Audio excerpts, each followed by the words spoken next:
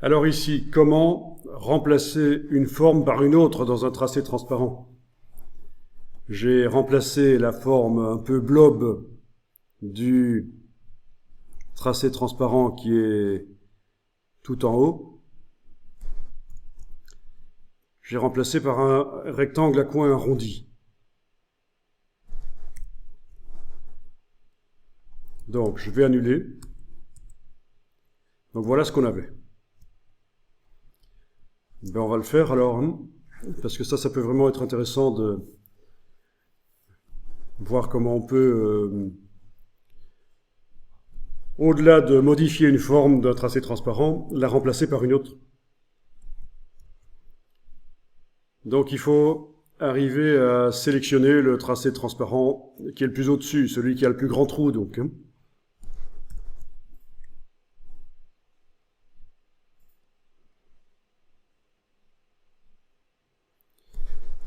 Bien. Ensuite, on va faire un clic droit sur le bord du tracé et on va demander isoler le tracé transparent sélectionné. Du coup, on ne peut travailler que sur ce tracé transparent-là.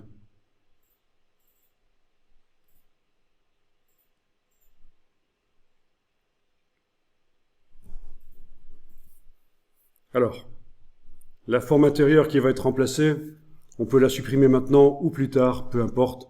En tout cas, je vais prendre ici un rectangle, création de rectangle à coin arrondi. Donc c'est le deuxième, évidemment, dans la liste, là. Alors, j'en profite pour dire que ceci est de la préhistoire. C'est la manière dont on faisait les rectangles à coins arrondis dans les premières versions d'Illustrator. Depuis lors, il y a les effets d'arrondi qui sont apparus, arrondi dynamique qu'on peut modifier, parce que le problème de ce rectangle, c'est qu'une fois qu'il est tracé, pour modifier les arrondis, c'est plus possible. Donc il y a bien mieux les effets d'arrondi, et puis les widgets d'angle qui sont apparus aussi. Donc, si je montre ici l'utilisation d'un rectangle à coin arrondi, c'est pour dire que aussi que c'est vraiment pas génial, quoi. Donc je le trace, et pendant que je le trace, je joue avec les flèches haut et bas sur le clavier, de manière à créer les arrondis. Voilà. Je vais en faire des assez grands.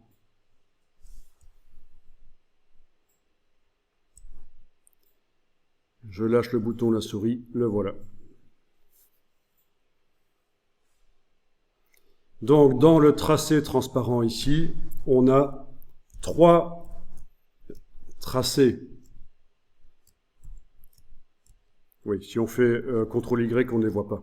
On voit tout. 3 tracés, on a le rectangle extérieur, on a ce rectangle à coin arrondi qui fait un trou, et puis on a le blob qui ramène de la matière, lui. C'est un système d'exclusion. S'il y a 2 formes qui se superposent, ça fait un trou. S'il y en a 3 qui se superposent, ça fait de la matière. Donc j'ai la forme du milieu qui maintenant est en trop. Je vais aller avec la flèche blanche plus, la sélectionner, touche suppression, et voilà.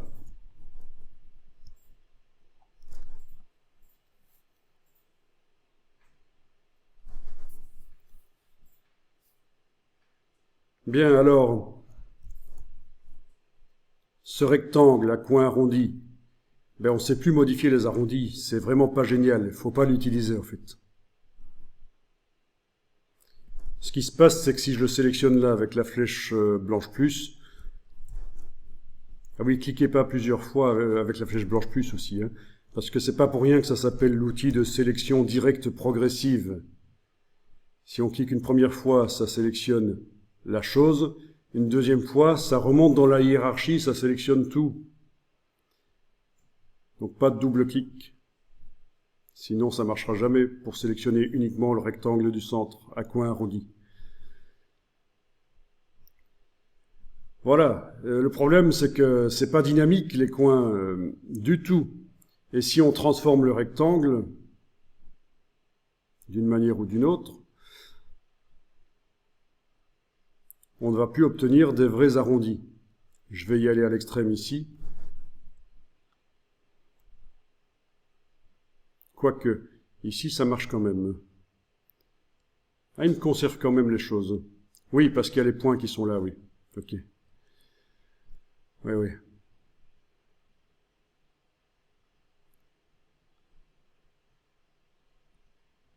Quoique. Ok, bon, j'ai rien dit. Là, ça a l'air quand même de conserver les arrondis assez bien. Ils ne s'écrasent pas. Est-ce qu'ils auraient amélioré les choses?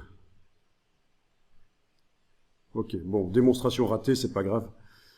De toute façon, pour modifier les arrondis, pour les faire plus petits, plus grands, c'est pas génial.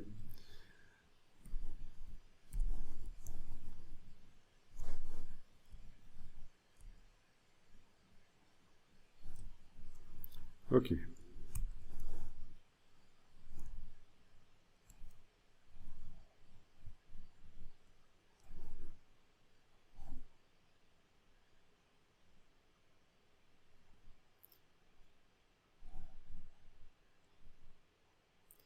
Alors là, il me fait un truc vraiment bizarre, par contre.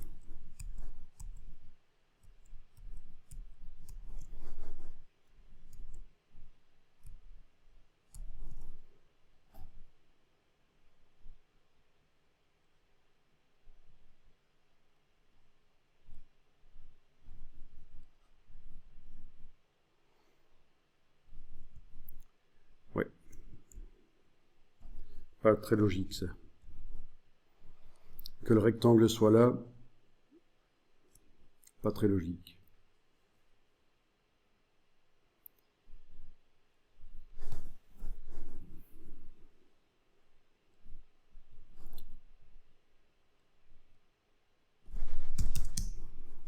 Si je bouge le rectangle, ça doit... Mon creux ne doit pas rester là. Logiquement.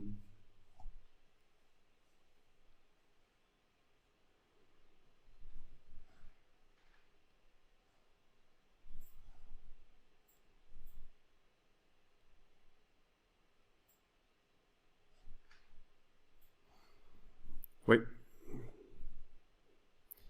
Bon, tant pis. Mais il y a un truc un peu bizarre là, au niveau du rectangle qui a été modifié là-bas, à l'intérieur. Oui, bah ici ça le fait chez moi, bon. Voilà. Ok, ok. Avec une police de caractère, ça peut le faire, va falloir la vectoriser. On va tester.